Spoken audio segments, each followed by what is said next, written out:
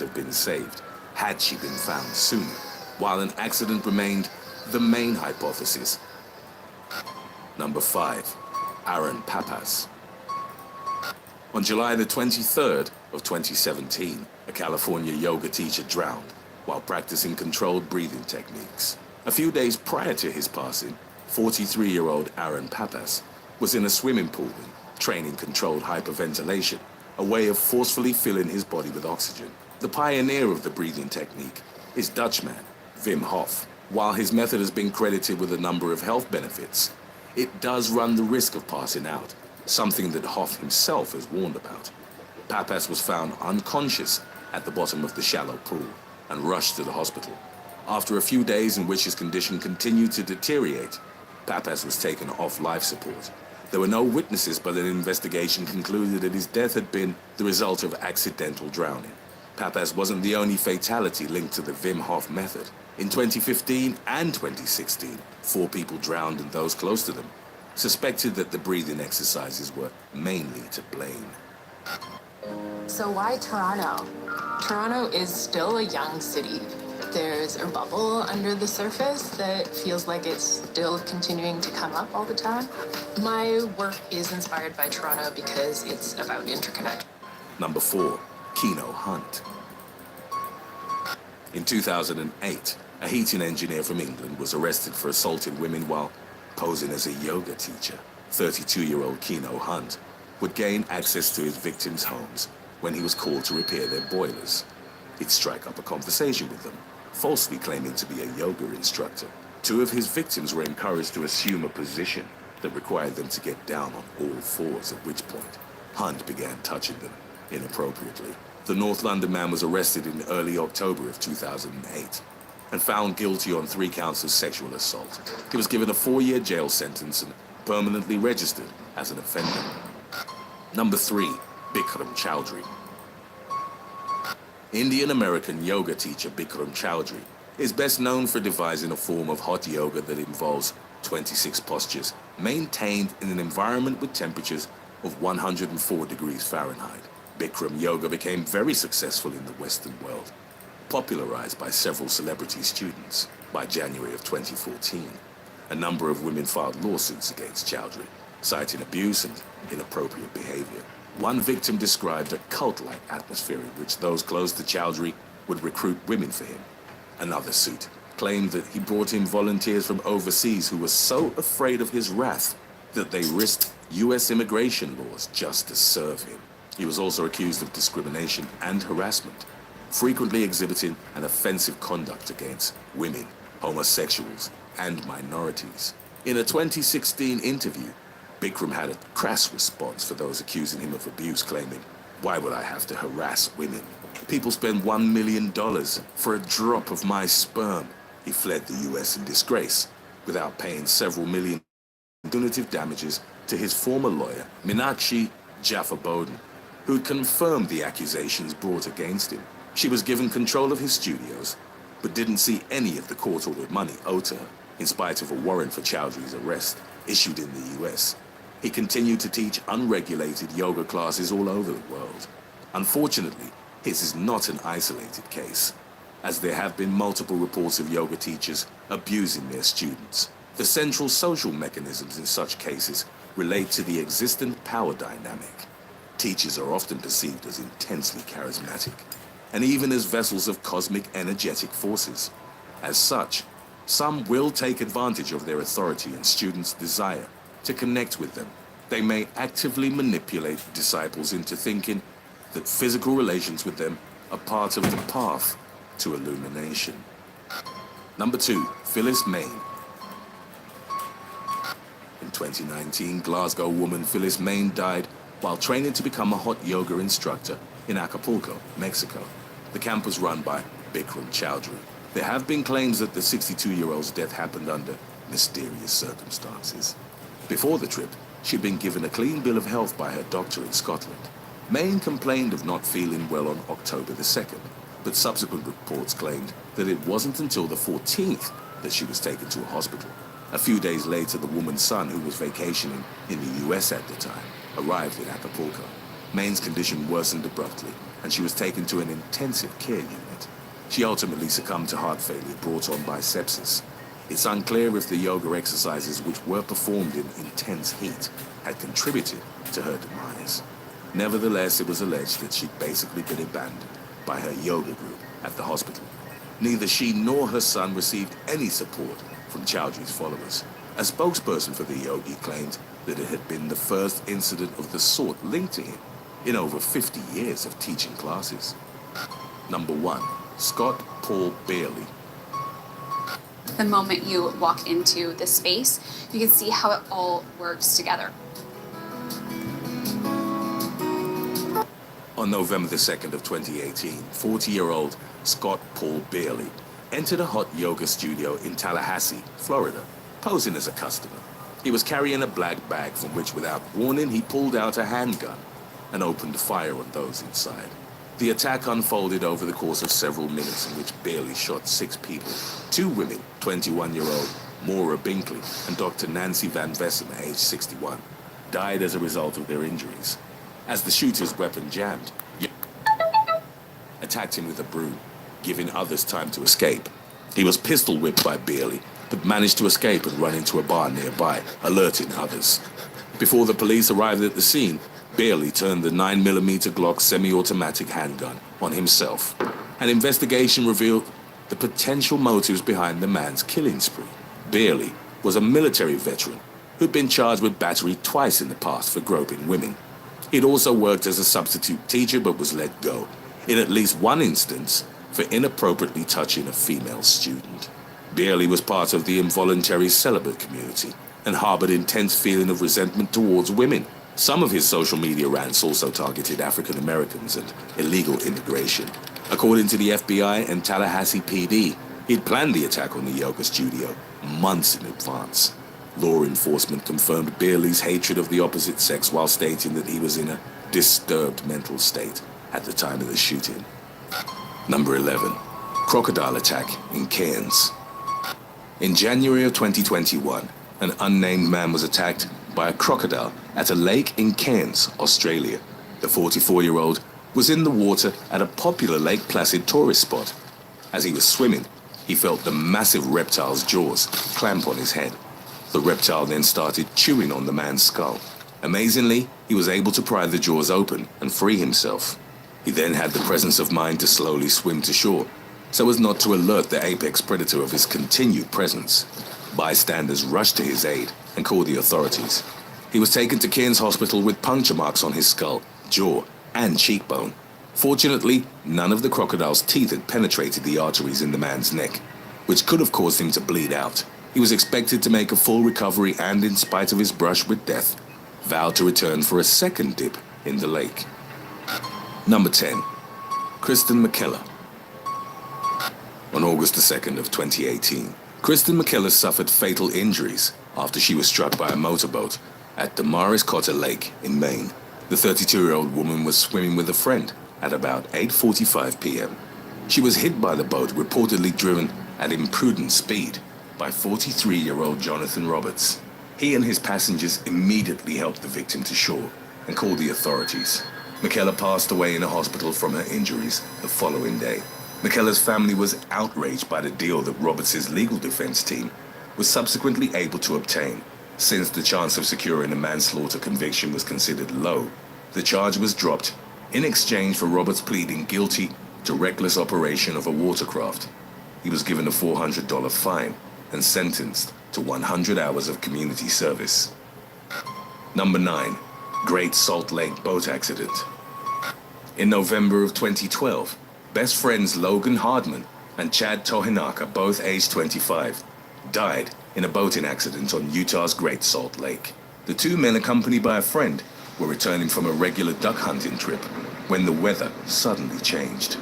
The 12-foot flat-bottom boat they were in was unable to withstand the waves. The vessel capsized, and all 3 men were sent into the frigid 47-degree water. Their friend, whose name wasn't released, survived after swimming half a mile to shore to look for help.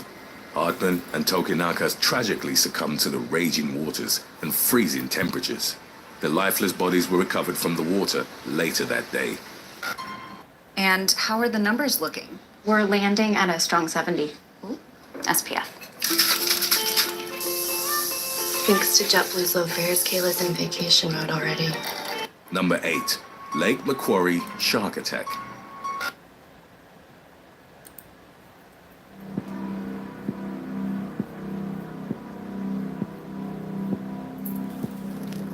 Parenthood teaches a lot of things.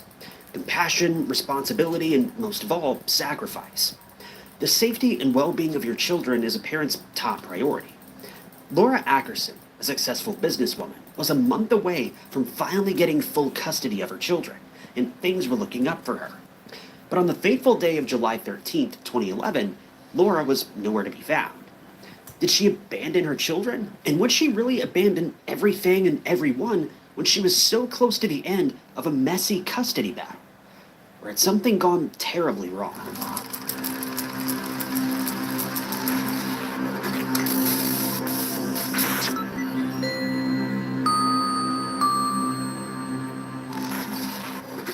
Laura Jean Ackerson was born on April 30th, 1984, to parents Roger and Brenda Ackerson.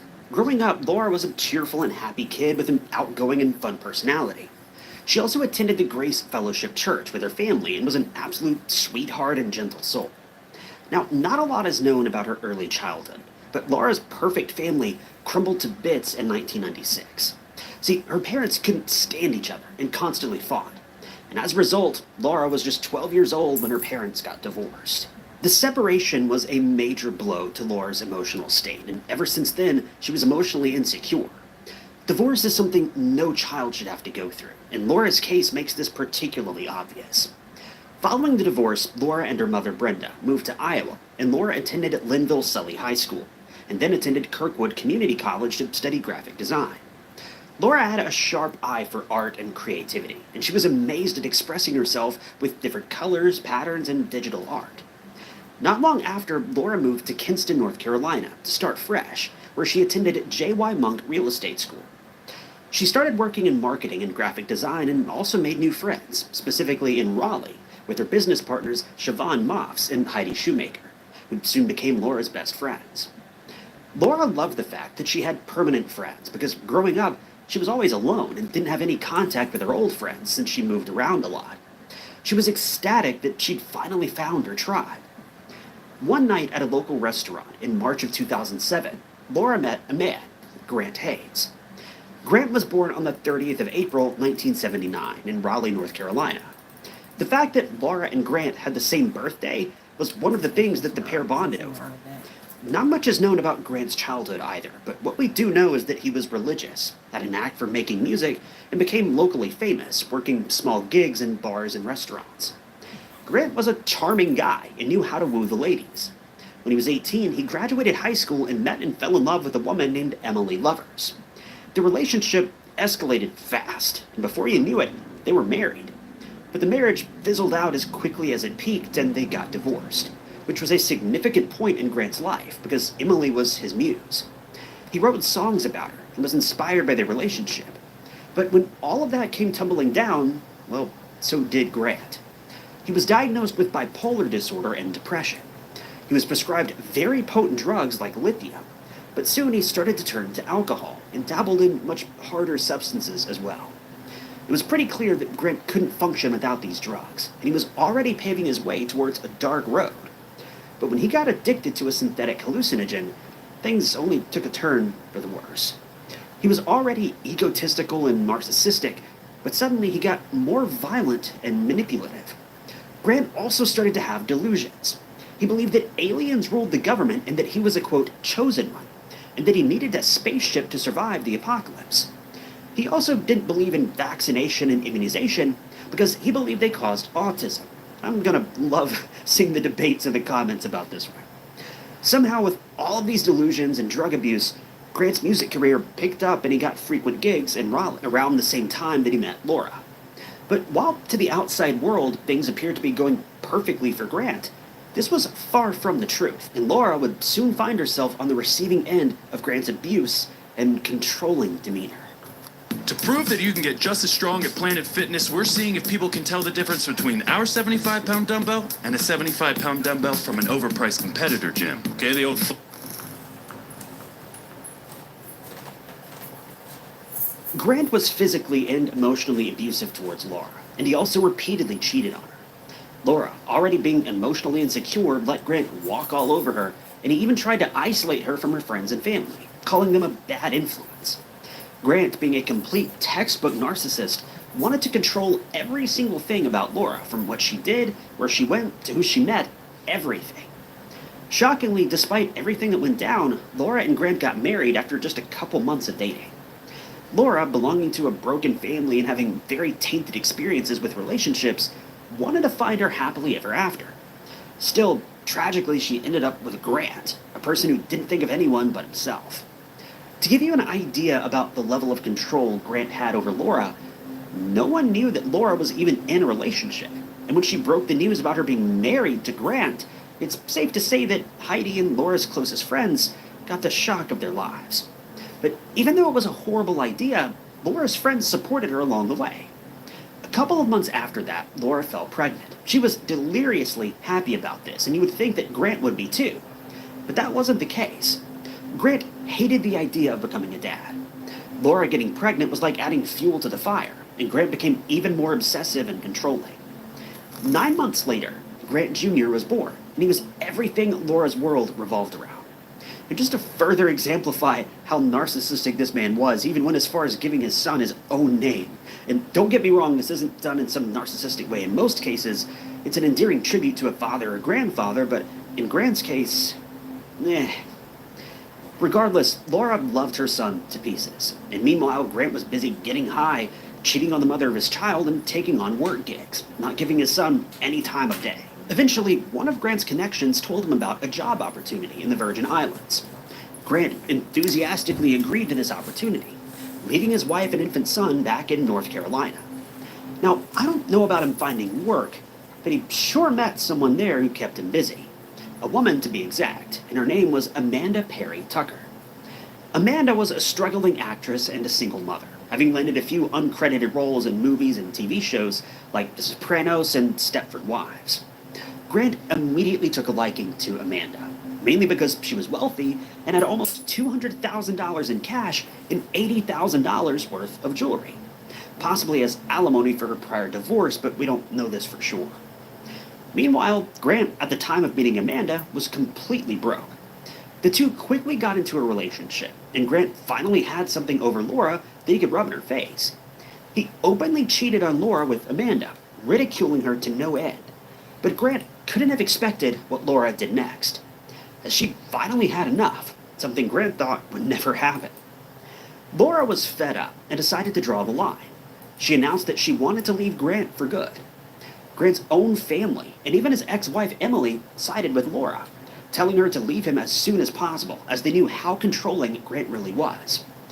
But Laura found out that she was pregnant with her second child, and even though Grant didn't deserve it, she decided to give him a second chance. But really, this is probably more like Grant's 9th or 10th chance. It goes to show how much Laura adored her children, and was always willing to put them first. It also just goes to show how badly the divorce of Laura's parents must have affected her, as she was now willing to go to the ends of the earth to never become the victim of a divorce for a second time, even if it meant wrecking her own mental health to do it. Understandably, pregnant Laura decided to move to the Virgin Islands with Grant Jr. to be with her husband, a fact that Grant didn't appreciate at all, as she would now have eyes on him 24/7. Fast forward to Laura's second son, Gentle, and he was born. Unfortunately, he had a lot of health issues at birth, and the family needed to be close to a better health facility to monitor him. Ultimately, the Hayes family moved back to North Carolina, and you guessed it, Grant was furious. He blamed everything on Laura and the children, that he lost lucrative work opportunities and that they had forced him to move out of the Virgin Islands. Everything was their fault.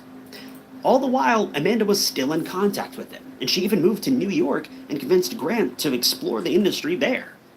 We all know by this point that Grant just wanted to be close to Amanda and away from Laura and his children because he didn't want the responsibility. Now, with Dell's AI PCs, teams can work as fast as a moving... Grant eventually moved to New York, and he loved it there. There was a lot of work for him to get involved in, and he was close to Amanda, which seems to have been priority number one. He even asked Laura if he could take Grant Jr. with him for a diaper photo shoot, promising to return him immediately afterward. Laura was initially hesitant, but she let him go in the end because she wanted the kids to have a good relationship with their father. But little did she know, Grant had other malicious intentions. See, when Grant didn't return Grant Jr. as promised, a concerned Laura checked Facebook, and she was shocked by what she discovered.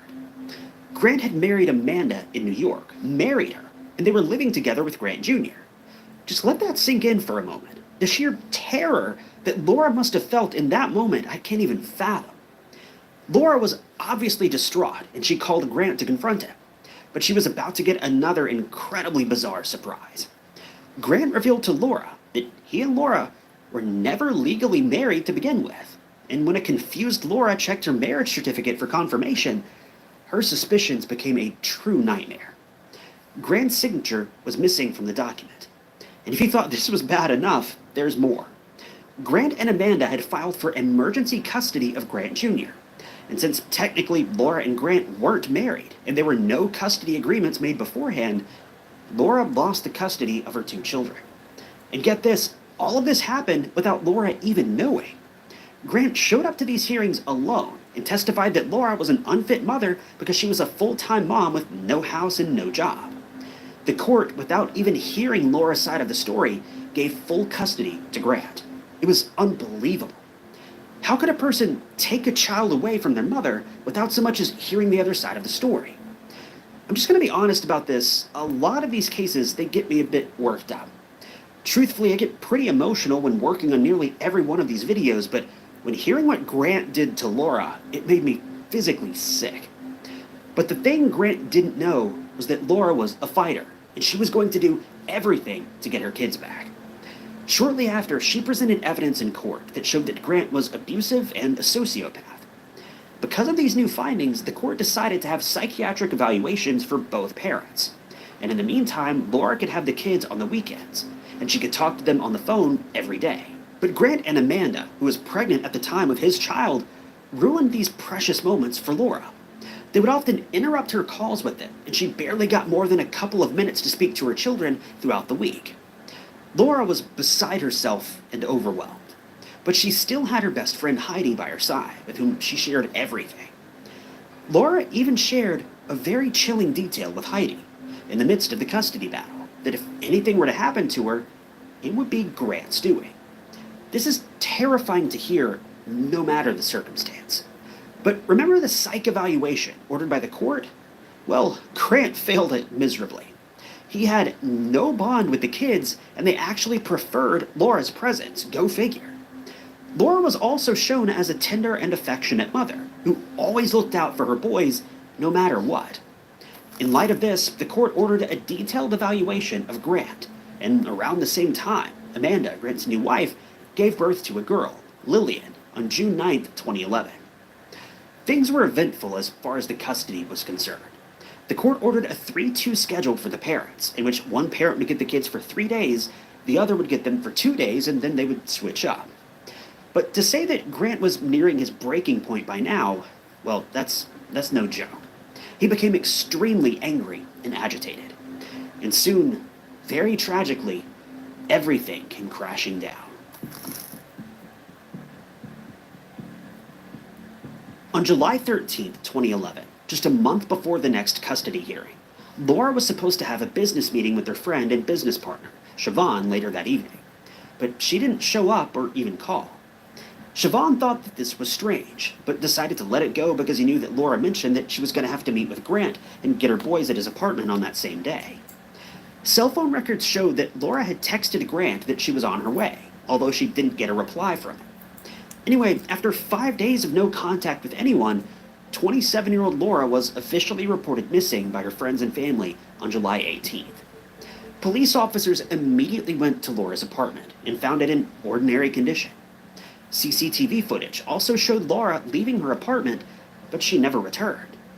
They went to Grant and Amanda's apartment in Raleigh next, which was almost 90 minutes away from Laura's, with a search warrant, and they immediately noticed something was very wrong. Not only were Grant and Amanda not home, but upon entering, officers were struck with a very strong smell of bleach, which is never a good sign in a crime investigation. The space was immaculately clean, and officers also noticed some things missing from the apartment. A shower curtain, a vacuum cleaner, and a couple of rugs were missing, and there were bleached patches on the floor, too. Police also found 2 pieces of paper, both of which were equally appalling. The first one was a song that Grant was working on, titled Man Killer. The song's lyrics entailed a woman getting brutally killed by strangulation. The other piece of paper was a letter that had Laura's handwriting and signature on it. It was an agreement of sorts between Laura and Grant, and that she would give up custody of her boys for $25,000. Now, this is immediately fishy for anyone who knows Laura, because the kids were her universe, and she would never give them up for money. On top of that, the custody battle had nothing to do with money, at least not for Laura. She truly just wanted her kids with her. The police knew that they needed to track Grant and Amanda down before it was too late. Through CCTV footage, the police found out that Grant and Amanda had been in the midst of a lot of activity after July 13th. Amanda was seen with the kids at a local Chick-fil-A. Meanwhile, Grant went shopping in the early hours of July 14th to a Walmart and a Target in Raleigh. But the things that Grant bought were extremely alarming. He purchased goggles, trash bags, a reciprocating saw, blades, bleach, tape, and a lint roller. Now, I don't know about you, but if this doesn't scream suspicious, I don't know what will. Amanda, on that same day, called her daughter Shaw and told her to take the kids and look after them for a good chunk of the day. Then, on July 16th, Grant made another purchase at a local store, and this time he bought lots of ice and coolers. Shortly after, he rented a U-Haul trailer, and he and Amanda and the 2 boys went to Richmond, Texas, because Grant wanted to take Amanda for a visit to her sister, Karen Barry. They arrived sometime around July 19th. But interestingly, Grant made yet another purchase at a Home Depot, and he bought heavy-duty gloves and 8 bottles of acid. The police were obviously concerned by all of these details, and they decided to make a trip to Texas to talk to Amanda's sister, Karen. She had a lot of things to say, which further shocked the officers. Karen said that on the night of July 19th, Grant and Amanda had asked her to borrow a boat to go to Oyster Creek, a deep canal with a lot of vegetation, murky waters, and tons of alligators. Karen and her son, Sheldon Barry, also recalled the strange questions that Grant and Amanda asked, like if the alligators of Oyster Creek ate humans, if wild hogs ate human flesh, and if there were bloodthirsty sharks in Texas. Karen and Sheldon chalked these questions up to the morbid curiosity of city folk visiting the countryside. But the police knew that the odds weren't looking good for Laura. Upon hearing this, the police jumped into action. A team was sent to Oyster Creek to look for any evidence, and another team went on to scout for CCTV cameras in Texas, and both hit a jackpot. But sadly, what the police were dreading came true.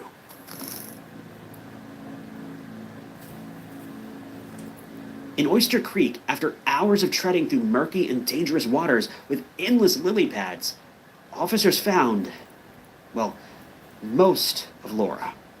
It's just so tragic and heartbreaking to think that she was going to meet her children, but she fell straight into the hands of such a vicious monster and was dehumanized to the extreme. This vile man literally turned her into fish food. Her remains were so badly damaged that an official cause of death was an uphill task to figure out. But it was eventually concluded that she passed away either by manual strangulation or a strong blow to the back of the neck. If you think back to Grant's so-called song that he wrote, everything was just so barbaric, and it proves that Grant had planned on taking Laura's life all along.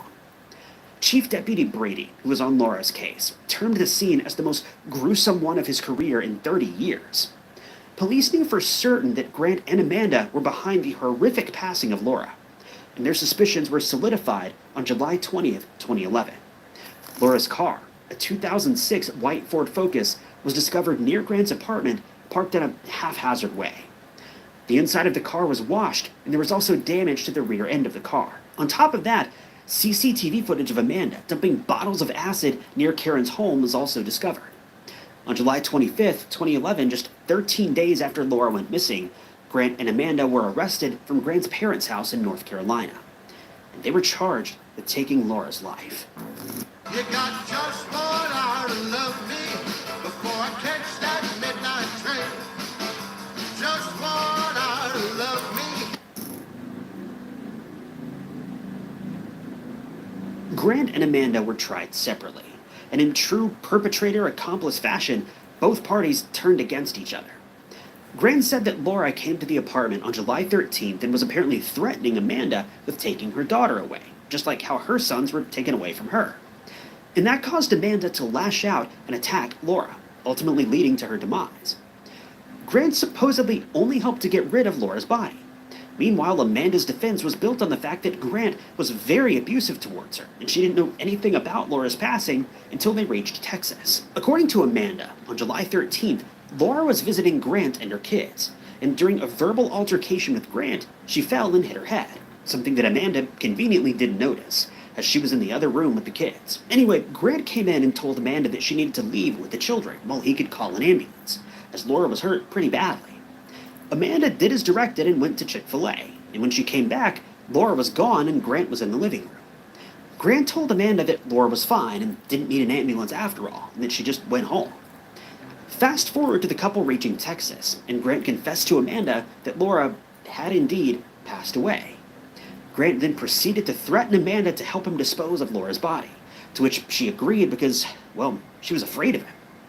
Both Grant and Amanda pleaded not guilty, but there was an overwhelming amount of evidence against them. And finally, they were both found guilty and both convicted. On September 16, 2013, Grant was sentenced to life in prison without the possibility of parole. What's so eerie and disgusting is the fact that Grant showed no remorse for heartlessly attacking Laura and taking her life, and he was all smiles in court. It was as if nothing had even happened, almost like he was preparing to go away on a vacation or something. This man he doesn't even make any sense.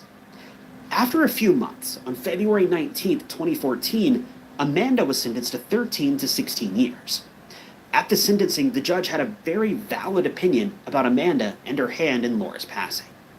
He said, quote, "I personally believe, based on my view of the evidence, that it's quite possible and likely that Amanda Hayes could have saved the life of Laura Ackerson, and she chose not to. She chose instead to participate in her killing." Amanda, at the sentencing, was remorseful, but it could have just been her acting skills coming forward, because she had every chance to prevent the brutality that Laura went through. But she didn't stop anything. But the thing is, the prosecution was nowhere near done, because Amanda was tried again in Texas for tampering with evidence, and she was given an additional 20 years in prison. Now, the question was, how did the deadly duo actually attack Laura that led to her passing? And what was the reason? Police believe that Laura was lured into Grant and Amanda's apartment on the pretense that she would get to meet her children.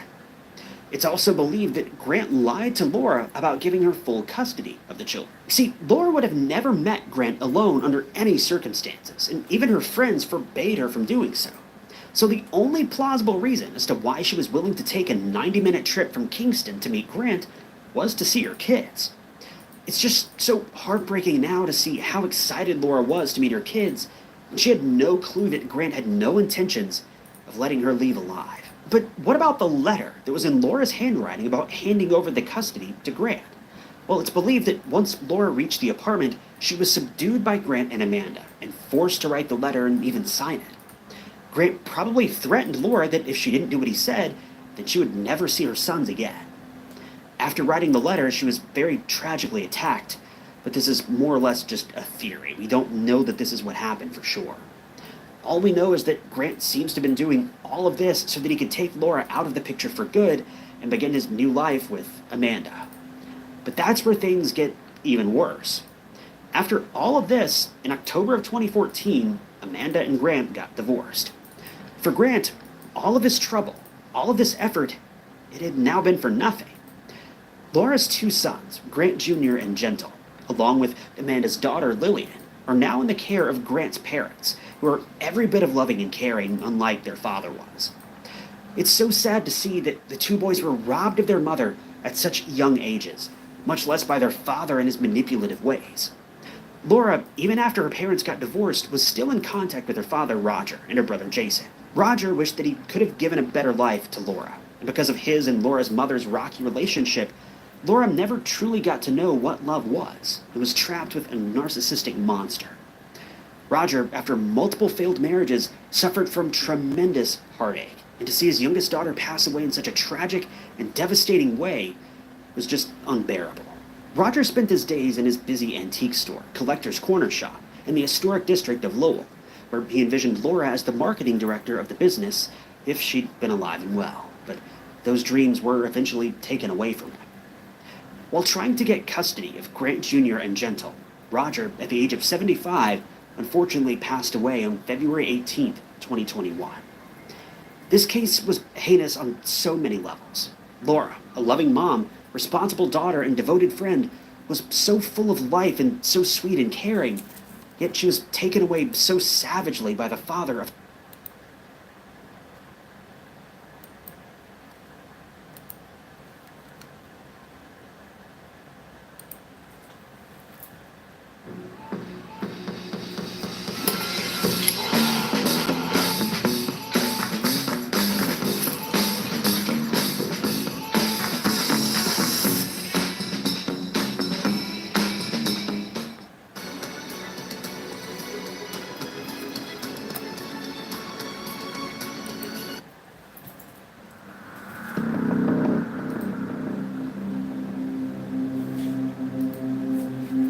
Out of every 10 domestic violence situations, 8 of the victims are women, and 9 of the perpetrators are men. These are the stats from Costa Rica. In 2019 alone, 11 women lost their lives to domestic violence in Costa Rica, and one of them was a 19-year-old single mother, Eva Maria Ulloa. Eva was an activist who had a very stern voice on social media regarding gender-based violence. But what happens when a woman becomes a victim of the very thing she's raising her voice against? Tragically, that's exactly what happened to Eva on the fateful day of November 1st, 2019. Even though the Costa Rican police acted quickly in Eva's case, and the perpetrator was caught immediately, there were countless signs and pleas for help leading up to the crime. Eva's life could have been saved many times over, but unfortunately, that didn't happen.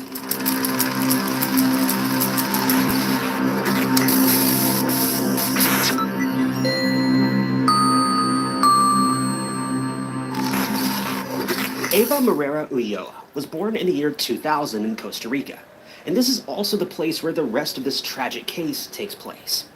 Not much is known about her childhood, but according to her parents and friends, Eva was defined as a sweet and caring girl. She was also very trusting, and her parents defined her as being a bit naive, but with a heart of gold. Like anyone, Eva interacted with a lot of people on social media, and Facebook was her go-to place for expressing her thoughts with her followers. Eva was a huge advocate for women's rights, and she was a feminist through and through. She raised her voice against a lot of issues surrounding gender-based violence. Facebook was an outlet and a platform for Eva to express her thoughts on the many unfortunate occurrences relating to violence against women that took place mainly in Costa Rica. At the time of the crime in 2019, Eva was studying social work at the Latin University of Costa Rica, while being active on Facebook about her views on gender-based violence and seeking new ways to stop them once and for all. Eva, being the helpful and generous person that she was, also encouraged women to seek help if they ever found themselves in an unfortunate situation, to the point where she even extended her own help to women she knew were people in her friend circle. Eva was doing her part in trying to raise awareness against violence of all kinds, but particularly against women. But as Eva was fighting for women's rights, she was also dealing with something eerily similar to what she was preaching on social media in her personal life. What was even more heartbreaking was the fact that she'd been fighting this battle for years, during which many awful things happened to her. It all started when Eva was just 13 years old. Being naive and a hopeless romantic, Eva had little experience in relationships, and she tended to fall hard and fast for the people that she was interested in. And that's exactly what happened when teenage Eva had her very first and probably longest lasting experience in love and relationships, with a man named Randall Oviedo.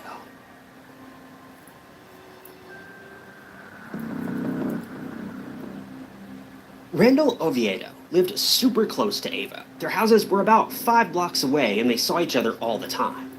When Eva was only 13, Randall was 20. He was legally an adult, which is very alarming, but the two quickly got into a relationship regardless. There were countless red flags surrounding Randall, but it seems that Eva was completely unaware of most of them. For starters, Randall was heavily involved in drug dealing and a trafficking gang in San Pablo, a nearby district of Costa Rica. This operation was mainly led by his brother and other people that he knew closely. Randall's job was to supply the product to buyers. And it's shocking to think that a young 20-year-old man would be the main supplier of such a dangerous and shady business, but it seemed that Randall loved his work. Ava knew that Randall wasn't the most morally ethical person. This relationship had no future, and anyone from the outside could see it. But Ava wanted to make it work, because she truly loved and cared about Randall. This makes everything about the case all the more sad and tragic. Understandably, given Randall's background and relatively big age gap, Ava's parents did not approve of their daughter's relationship. They tried very hard to reason with Ava that Randall was a bad influence on her, and they tried to persuade Ava to end her relationship with Randall. But Ava was already under Randall's spell, and she was so enamored by him that she didn't want to see reason or logic. This led to something very unexpected. Soon after Ava and Randall started dating, Ava found out that she was pregnant. She was just 15 years old by this time. Now, this was alarming on so many levels. No matter whether Ava consented to their physical relationship or not, Randall was an adult, and he should have been making reasonable choices, but he didn't. This man had an extensive track record of bad decisions, and it doesn't seem like his involvement with Ava was going to be any different. Randall was known for being a reckless, dangerous, and non-serious man who had only one goal: to manipulate Ava into submission. It's distressing to consider what Randall put Ava through. On many occasions, Randall emotionally, physically, and psychologically abused Ava and drove Ava into a corner of despair, where she couldn't do anything but feel helpless. Ava thought that there was no light at the end of the tunnel. She felt truly trapped by this man. She was slowly beginning to see that Randall was no good for her. But how could she leave?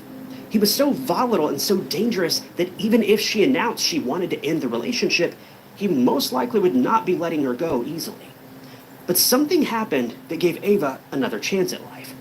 See, Randall, with his involvement in such a vile business, so to call it, soon caught the attention of the Costa Rican authorities.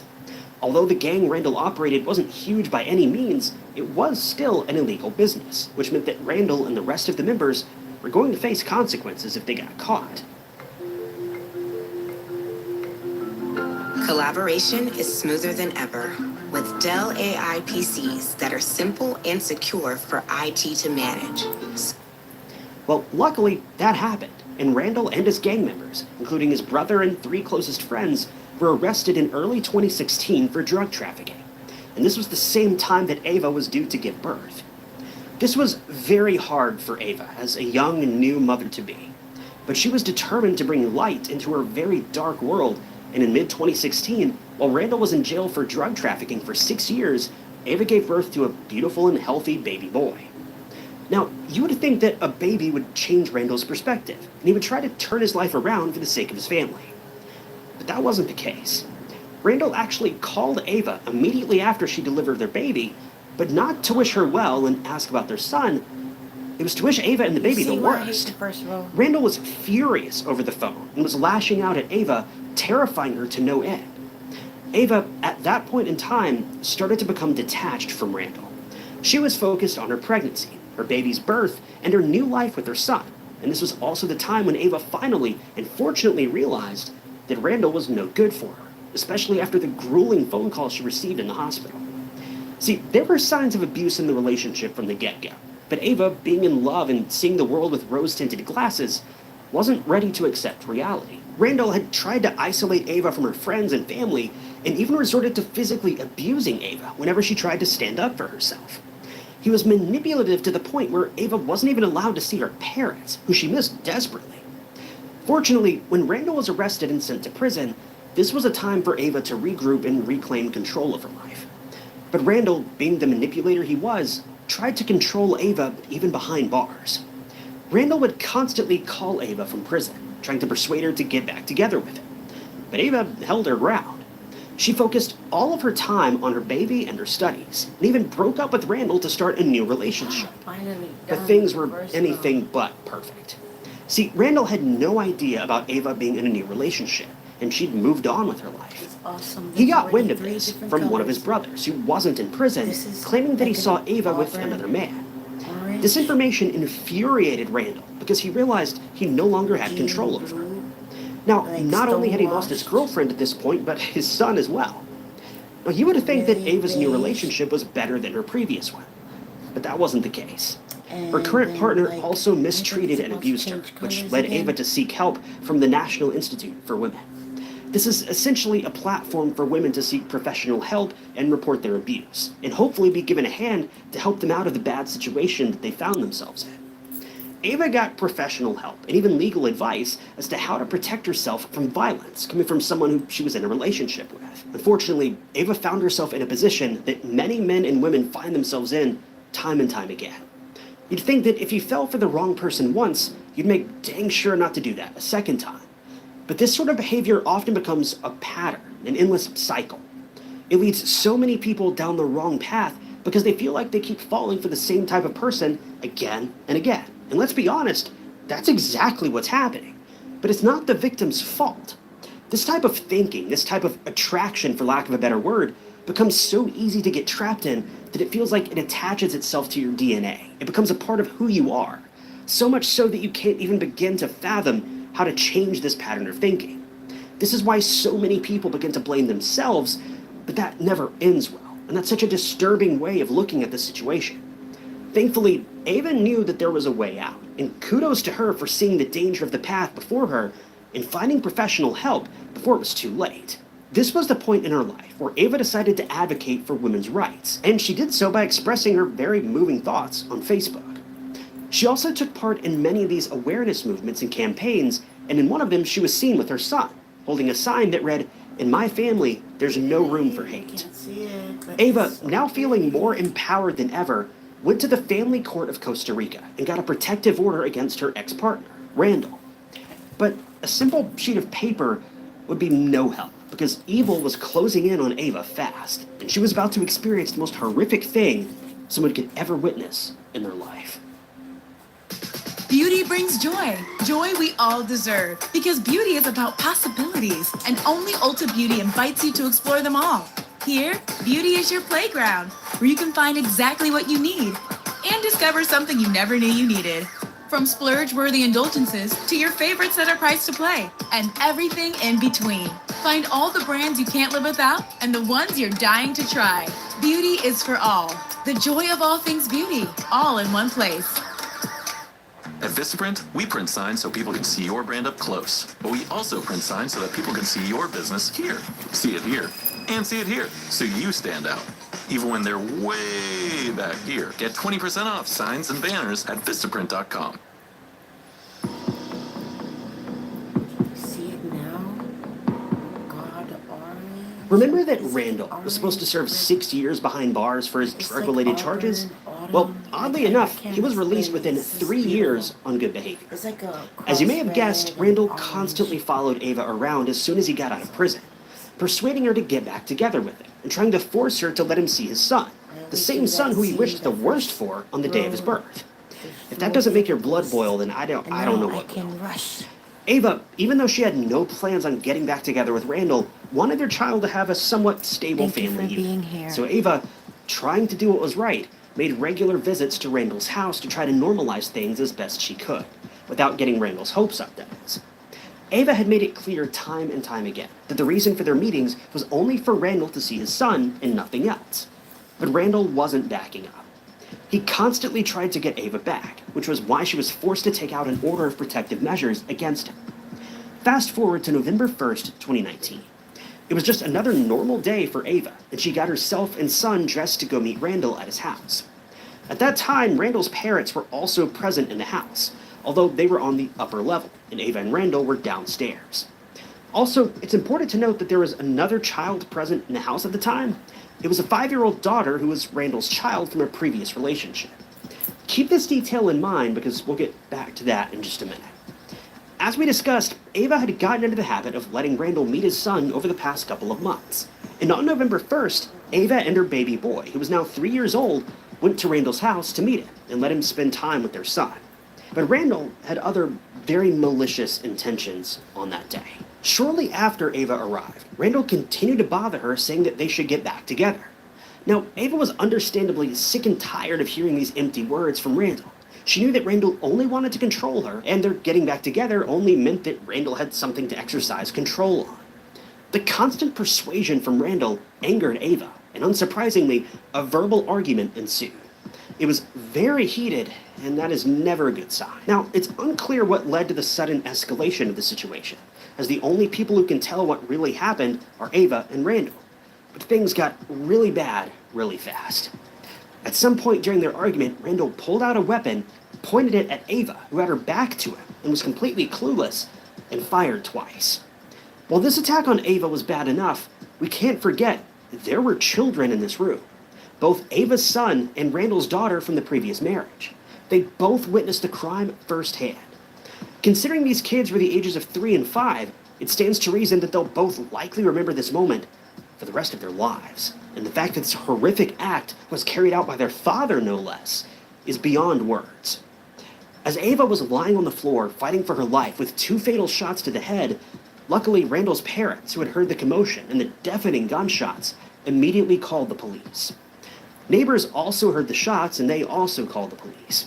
And with a stroke of luck, the police arrived within minutes at the scene, and the parents wasted no time in throwing their son Randall under the bus. They knew that Randall was manipulative, abusive, and very violent, and he wasn't above committing such a heinous act to get the upper hand. The police immediately arrested Randall, who was trying to make a run for it, while emergency services rushed to Ava's side. Ava had a very weak pulse, and it was a race against time to get her to a hospital. She was immediately loaded into an ambulance and taken to the nearby hospital. But upon arrival, sadly, 19-year-old Ava had succumbed to her injuries and passed away. The whole situation was just too much. After Ava's tragic and sudden passing, the police had to execute another gut-wrenching task, and that was to inform Ava's family. Ava's parents were at home just 5 blocks away from where Ava was tragically attacked. And when they received the call from the police, Ava's mother, Alina, remembers the scene so vividly. She felt that time had stopped when she heard Ava's name from the police. She was immediately called to the scene. Police cars and crime scene tapes surrounded the house, and it was a horrible situation. When a police officer inquired Alina about what Ava was wearing when she left the house, Alina was stunned into silence. She didn't want to jump to conclusions, so she answered and confirmed her daughter's attire. And it was at that moment that the police broke the worst news any mother could hear. The police told Alina that Ava had been attacked by her ex-partner, saying, quote, "Ma'am, I wish I could tell you that it's not your daughter, but it is." Ava's parents had their entire world shattered in just one single night. Randall's parents were of great help because they helped the police in locating the weapon used on Ava, which was unsurprisingly illegally owned by Randall.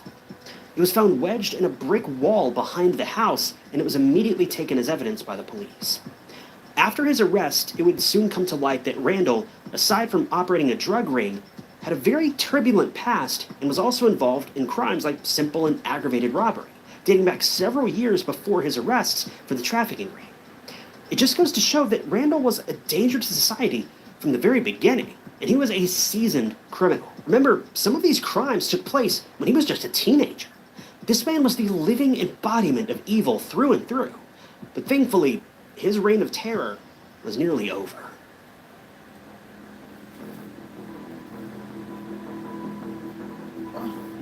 Ava's funeral was held on November 3rd, 2019, which was a Sunday. Ava was laid to rest by her mourning parents, friends, and other people who admired her spirit and vision. Ava's passing was becoming national news, and people were stunned and saddened by her tragic passing. The president of Costa Rica, Carlos Alvarado, came forth with a statement on Ava's tragic demise, and he said, quote, "I'm deeply saddened by the murder of Ava and all the other women who've been victims of violence."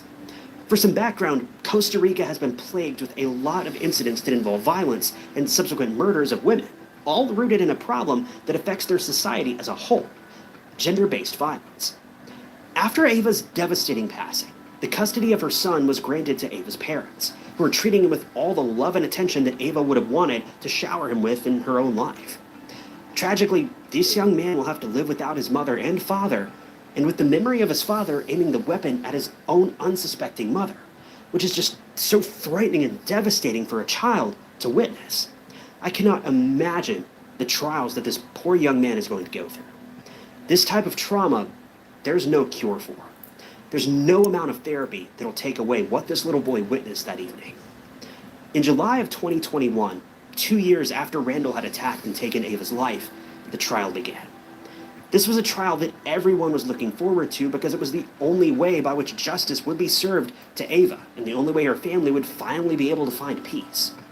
The prosecution presented evidence of abuse in Ava and Randall's relationship, along with witness testimonies, and they stressed on the fact that Randall was violent towards Ava, and he had every intention of ending her life on the day of the crime.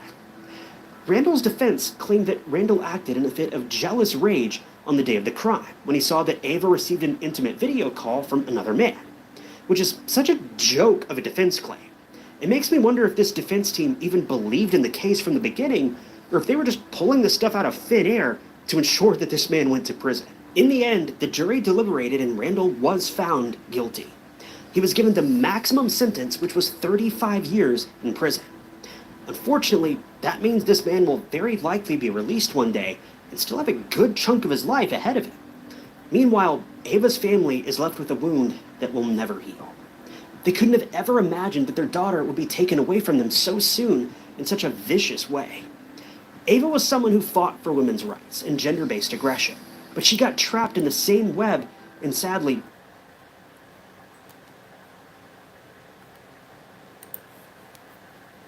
Italian sausage, bacon, and pepperoni for only $8.99. That's the lowest price in 3 meat pizzas. Right, Professor Amon-Ra? Meat plus meat plus meat equals... The 3-meat treat. Order for $8.99 and get your game day delivered with Little Caesars. Pizza, pizza.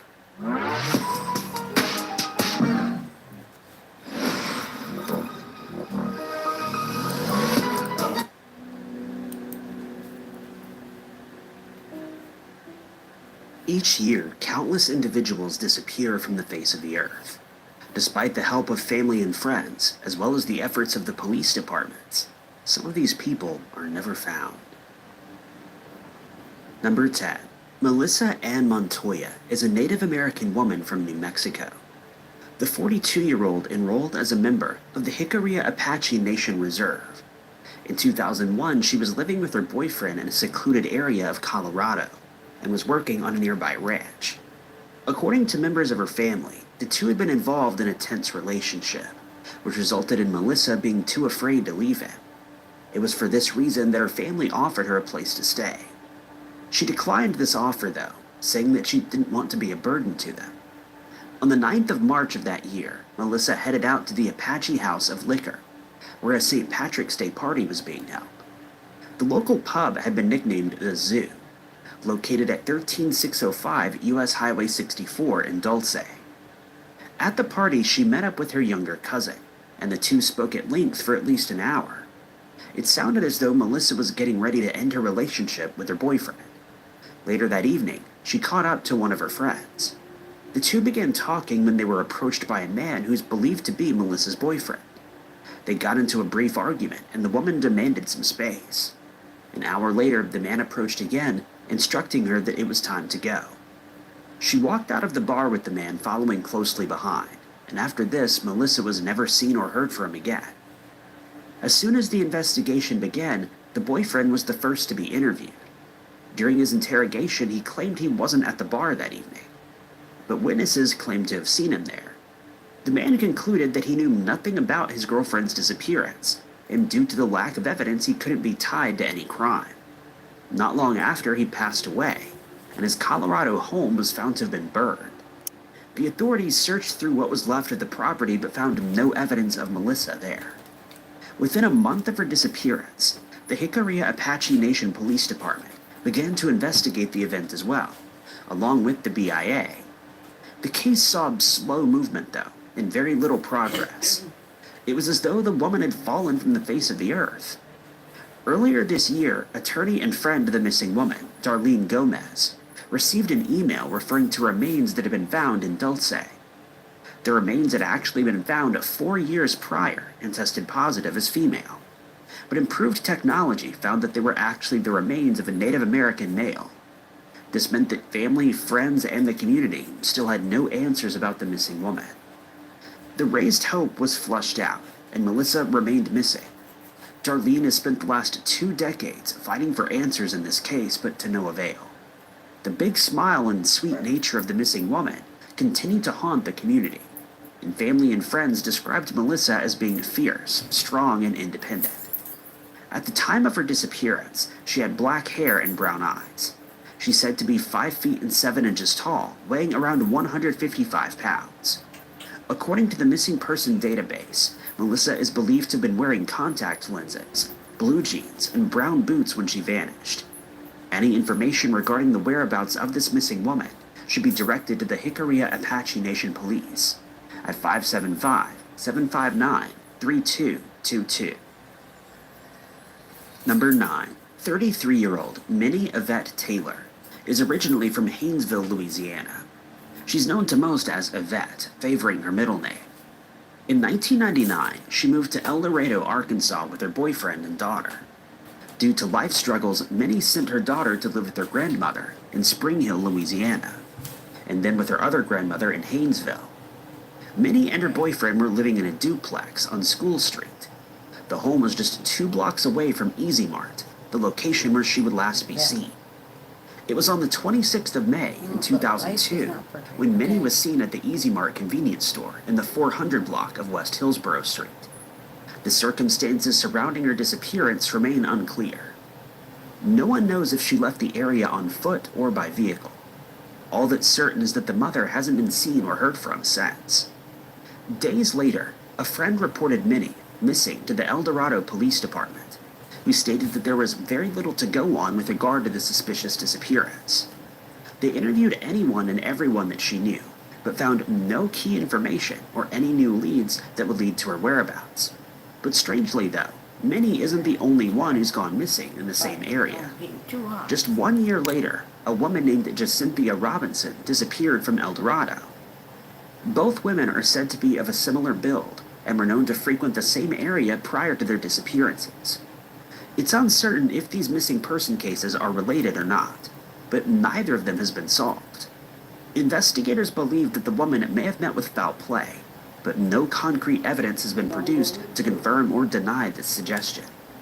No persons of interest have been named either, leaving her case unsolved. Minnie's daughter graduated from high school in 2014 and still regularly checks in with the El Dorado police for any updates on her mother's case, but there still haven't been any.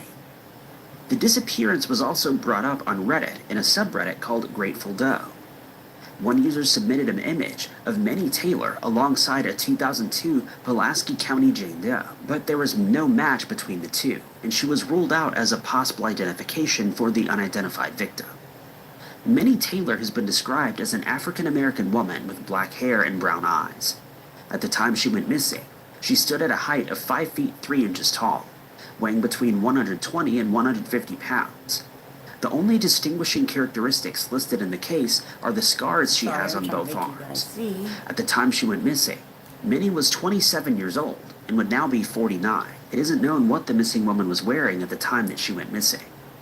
Any information regarding this case can be directed to the El Dorado Police Department at 870.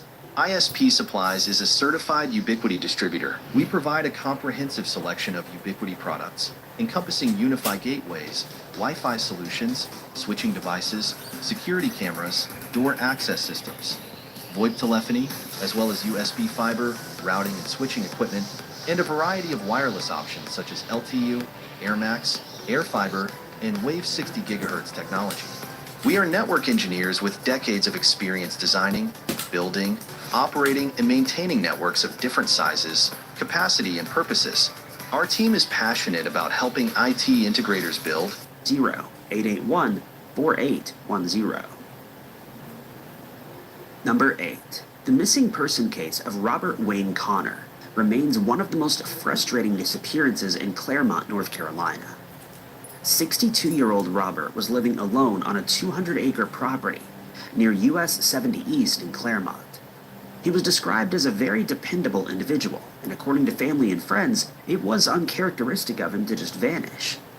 On the night of the 18th of July, 2003, Robert was seen at the Boxcar Grill restaurant located on North Oxford Street. He'd been seen at the bar, but no one knew where he'd gone after this. 6 days later, the man's daughter was forced to report her father missing to the Catawba County Sheriff's Office, when she was unable to make contact with it. An investigation was carried out, revealing an eerie atmosphere to the entire case. At Robert's home in the 4100 block of Highway 70, police found his vehicle in beloved Datsun named Rusty. The truck, though, had been parked in a strange place, and Rusty appeared hungry and frantic. The atmosphere wasn't helped when Robert's daughter found uncollected mail jutting out of the mailbox. They also discovered 14 unanswered messages on the answering machine, and his firearm, a .357 Magnum, was missing. The scene instilled a sense of uneasiness. Everything at the house was uncharacteristic. According to the Hickory Daily Record, the daughter explained that she believed her father had met with foul play, and that if he had been, there was a creek nearby that he could have hidden in. The creek that the woman was referring to was Lyle Creek, which was also thoroughly searched when Robert was reported missing, along with Connor Park and the surrounding areas. Despite the best search efforts, no clues were unearthed directing police to the man's whereabouts. 3 years later, though, they received an unexpected tip. This tip led them to a pond 3 miles from Robert's house and near Bunker Hill School. They searched the pond there but found nothing. The same year, the detectives involved in the investigation interviewed the last person to have seen the man prior to his vanishing, John Franklin Dixon. But nothing came of this interview, and no new crucial leads presented themselves. Robert was simply gone, his home disarranged, his dog alone, and no clues as to his whereabouts ever arose, declaring this missing person case the most frustrating in Claremont. Despite having no concrete evidence, police officers too believed that the man met with foul play.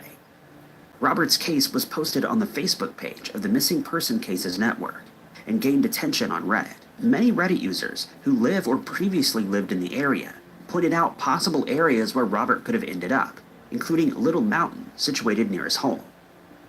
Robert Connor is described as a Caucasian male who stands at a height of 6 feet and weighs around 210 pounds.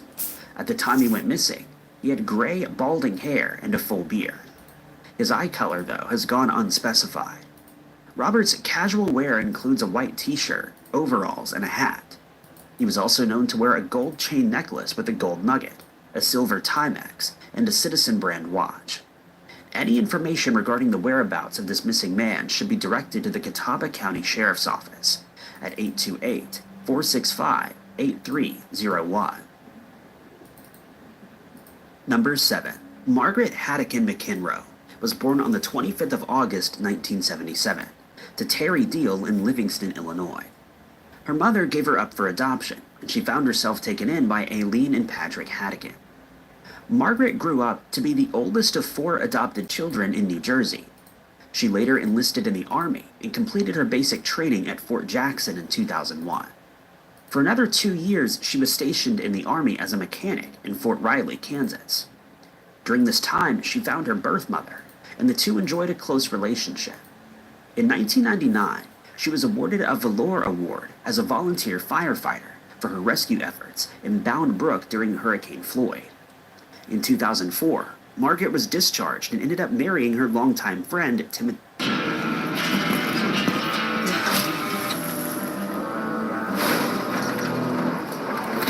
McEnroe. The couple had 2 children together, with an added daughter from a prior relationship. Margaret was living an eventful life. She was named a hero and was establishing a family of her own. Unfortunately, this progression would come to an abrupt end when she In August of 2022, 52-year-old Tina Frey and her 21-year-old daughter, Victoria Brimmer, were accused of abusing animals at their business in Lena, Louisiana. The Cypress Arrow Kennel and Canine Academy fell under investigation after police received complaints. Around the same time, a video that appeared to show Frey striking a cane corso dog went viral on social media, resulting in her arrest. Despite Frey's claims of innocence, prosecutors remained intent on moving forward with a criminal case against her. In the meantime, she was sued in civil court. Frey was also prosecuted for financial crimes relating to her business in November of 2023, resulting in a guilty plea and a 5-year probation sentence for theft of government funds. Following the theft conviction, prosecutors dropped the animal abuse case against Frey and Brimmer. Consequently, Brimmer walked free with no legal consequences. Number 15. Karen and Crystal Young. In July of 2014, 49-year-old Karen Young and her 23-year-old daughter, Crystal Young, landed in legal trouble following a disagreement with their neighbor in Fayetteville, Arkansas. According to police, the altercation began when the neighbor confronted Karen about her behavior towards the neighbor's children. Despite being asked to leave the property, the neighbor allegedly stayed put. Meanwhile, Karen was accused of blowing cigarette ash in the neighbor's face and physically assaulting her, while Crystal wielded a baseball bat in a threatening manner. Karen's son eventually intervened to de-escalate the situation and ensure the neighbor's safety, but the police nevertheless got involved. The Youngs were each charged with aggravated assault and endangering the welfare of a minor. They were held at the Washington County Detention Center pending bond hearings, but updates on the case have not been forthcoming. We're Elementor, the leading platform for building WordPress websites, and we're here to help you find the rhythm of creation.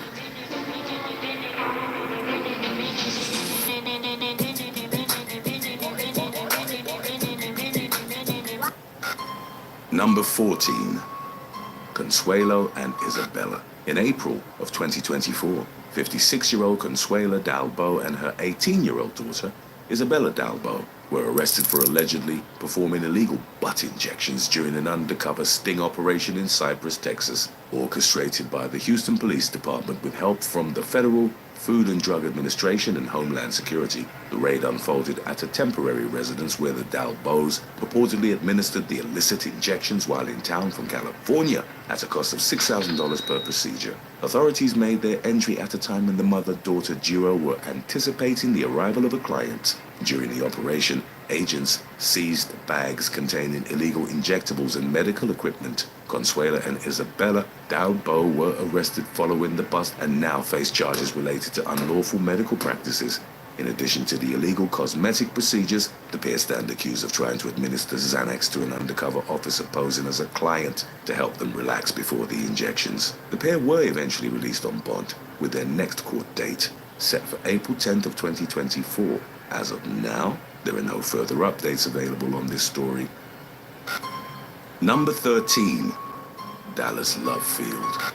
In November of 2019, 41-year-old Bridget Deku Wilkins and 22-year-old Victoria Danae Wilkins of Los Angeles were apprehended at Dallas Love Field Airport while carrying over 60 pounds of marijuana in their luggage. Their arrest came after a detective at the airport noticed the scent of marijuana emanating from a bag that had arrived on the flight. A drug dog confirmed the presence of illegal substances, leading to the retrieval of the suspicious bag and 3 other pieces of luggage. The women were summoned to the baggage office where Bridget Wilkins confessed to carrying marijuana in her suitcase and consented to a search. During the search, law enforcement discovered meticulously packaged marijuana bundles in the women's luggage. The elaborate concealment involved double bagging, vacuum sealing, and camouflaging the contraband within clothing layers. Wilkins's backpack featured the insignia of the Los Angeles Police Department, a common tactic used by smugglers to avoid drawing suspicion. Following their arrest on suspicion of felony marijuana possession, the Wilkinses were detained at the Dallas County Jail but were later released upon posting a $5,000 bond each. Records revealed Bridget Wilkins's involvement in prior criminal activities, including a conviction for abandonment and neglect of children in 2006, and participation in Operation Fish Fry, a significant phishing scheme investigation resulting in wire and bank fraud conspiracy charges in 2009. Updates on the fate of the 2 women were not available. Number 12. Carla Thomas and Danielle Tolliver. Just days before Christmas in 2023, 53-year-old Carla Thomas and her daughter, 33-year-old Danielle Tolliver, were accused of attacking and robbing a man in Daytona Beach, Florida. The victim encountered the pair while they were working on an SUV outside a motel and offered his help. At the women's request, he joined them in another vehicle to pick up a scooter. During the drive, the man fell asleep, only to wake up to the 2 women accusing him of stealing a phone. An altercation ensued, resulting in a man being physically assaulted, losing a tooth, and being stabbed before his phone was taken. He pleaded with the women to release him. Once out of the car, he asked the owner of a nearby home to call for help. He was taken to Halifax Health Medical Center for treatment. Carla Thomas was arrested and detained without bond after being identified as a suspect in a photo lineup. At this time, authorities are still searching for Danielle Tolliver, who faces charges of robbery, aggravated battery, and false imprisonment in connection with the incident. I may not always love you, but as long as there are stars above you, you'll never need. Number 11, Amber and Letitia Bennett. In July of 2018, 38-year-old Amber Bennett and 22-year-old Letitia Bennett were accused of advertising illegal pay-to-play services on the now defunct Backpage website. Their arrests came after officials discovered the advertisement and tasked an undercover investigator with posing as an interested potential client. The undercover made plans to meet with Letitia at a Super 8 motel in Baton Rouge, Louisiana. During the meeting, the parties negotiated a deal, at which point the authorities arrested Letitia. Her mother, Amber Bennett, was found sitting on a staircase near the room. According to investigators, Amber helped Letitia set up dates, posted online ads, and served as a lookout during the encounters. Amber admitted to her involvement in the operation and to having marijuana in her possession. Additionally, authorities discovered an active warrant for Amber's arrest. The outcome of the case is unclear. Number 10. Jacqueline Fegan. In November of 2019, 46-year-old Christina Ferguson and her daughter, 24-year-old Jacqueline Syra Fegan, were arrested in Flint, Texas for allegedly stalking Jacqueline's husband's ex-girlfriend. The suspects were accused of creating and placing objects related to voodoo, witchcraft, and Satanism on the victim's property over a several-month period to cause distress. The items included a pentagram, voodoo dolls, and Latin curses, and featured symbols of horror, death, and destruction, leading the victim to fear for her safety. Surveillance footage supported the accusations, and the pair allegedly admitted to the crimes. The victim ended up in therapy, while the main perpetrator of the crime, Jacqueline, got 15 minutes of fame. An episode of the Netflix show I Am a Stalker was dedicated to her story, and many social media users were of the opinion that the punishment the two women received was excessive. Number 9. The school bus gunner and her mum's plea. In August of 2022, an unnamed 12-year-old girl in New Orleans exited her school bus, entered her home, and returned to the vehicle brandishing a gun. She tapped on the door of the bus with the weapon before her mother ran out of the home and disarmed her. Both the mother and daughter were arrested. They claimed that the girl had been the victim of bullying and had snapped after getting into a fight on the school bus. Following the incident, the mother took to social media after the fact to defend her daughter. She claimed that the girl's school, Achille Academy, did not do enough to stop the bullying, or else the situation would have never gone as far as it did. The mother was widely criticized for this viewpoint, with commenters calling her things like immature and delusional. On the flip side, a local voice on social media reached out to the family of the other girl involved, and her mother claimed that she did not condone bullying, and her daughter was no bully. The daughter was charged with aggravated assault, while her mother faced charges of principal aggravated assault and contributing to the delinquency of a minor. She claimed that she did not know how her daughter got the gun and that it was not supposed to be in her possession. Updates on the case are not forthcoming, leaving the outcome of the case a mystery. Number 8. Laura Rose Carroll and Emily Rose Grover. A Florida school official named Laura Rose Carroll was arrested along with her daughter in March of 2021 following a scandal that made national headlines. The 50-year-old reportedly served as the assistant principal at Bellevue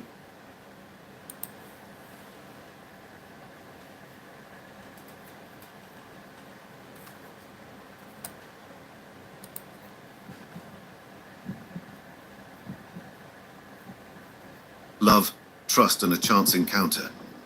Each of these 5 stories began with the promise of something new, but ended in unimaginable tragedy. None of these victims thought their first dates would end up in death. Join us as we explore the dark twists that turned ordinary moments into chilling crimes.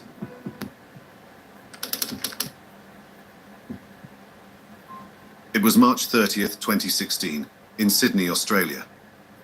Keith Collins was 53 and ready to start a new life and find love again. Just days before, the businessman had met an interesting woman on Tinder, a popular dating app. The two had hit it off and decided to meet in real life. And now they were enjoying what was supposed to be a nice first date. Except that something terrifying was about to happen, washing away all remains of joy and hope. Having recently separated from his long-term partner, Keith was looking forward to a new chapter in his life. During this period, he met Jovi Pillapil, a 39-year-old mother of 3 and a deputy director of nursing at Uniting Aged Care. The two bonded over their love for their children. Keith was a father of 4 and a stepfather of 3. After connecting on the online dating site, Keith and Jovi decided to meet for dinner. On the night of March 30th, Keith and Jovi were dining at Cangnam BBQ in Westfield Hornsby, a northern suburb of Sydney. It was around 9:30 p.m. local time, and the restaurant was packed. That was when a man dressed in military-style attire entered the restaurant, exuding a dark aura and making a beeline for Keith and Jovi's table. The man was 45-year-old Alexander Villaluna, Jovi's estranged ex-husband, a man who had a history of stalking, abuse and threats against Jovi. Villaluna had spent that evening searching for Jovi. He had contacted her relatives and workplace in a... With our servers designed for AI, you can revolutionize the way you do business. Power your workloads. an attempt to locate her. And then he finally tracked her down at the restaurant. Jealous and in a frenzy, Alexander Villaluna approached Keith Collins from behind and without warning asked him what he was doing with his wife.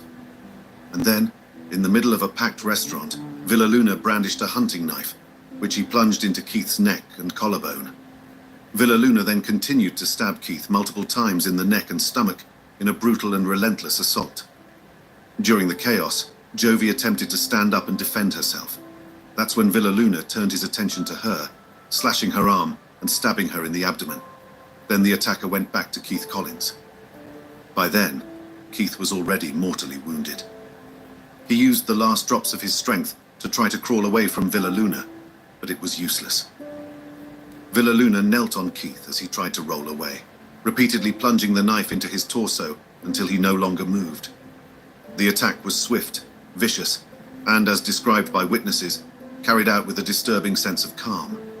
In the meantime, a seriously injured Jovi managed to get away and hide in a nearby shop. The attack was over. Covered in blood and holding his massive knife, Alexander Villaluna walked calmly as people around him ran and screamed. Villaluna was unnervingly composed. His demeanor gave away no sign of remorse. Shortly afterward, he sat by a fountain and reportedly called Jovi's daughter, calmly admitting that he thinks he killed the guy and that he also stabbed her. The swift arrival of New South Wales police officers led to Villaluna's arrest, where he was confronted by a policewoman wielding a taser.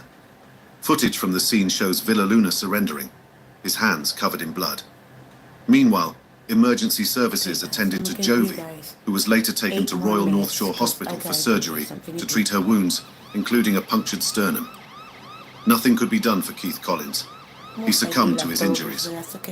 Keith was described as a generous and well-liked individual who significantly impacted those around him. He was the managing director of Elite Packaging Solutions, a company based in West Gosford.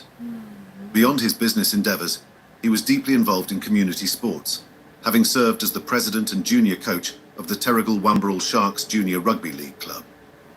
His commitment to the club extended beyond coaching, as he often employed young players at his business and sponsored various local teams. Friends and former club members remembered him as a man full of life who treated everyone like family and always motivated the young players to give their best both on and off the field. His tragic death has left a profound void in the lives of his family, friends, and community. Alexander Villaluna was sentenced to a maximum of 34 years in prison for murder and to a maximum of 12 years for wounding. The sentences carry a combined non-parole period of 30 years.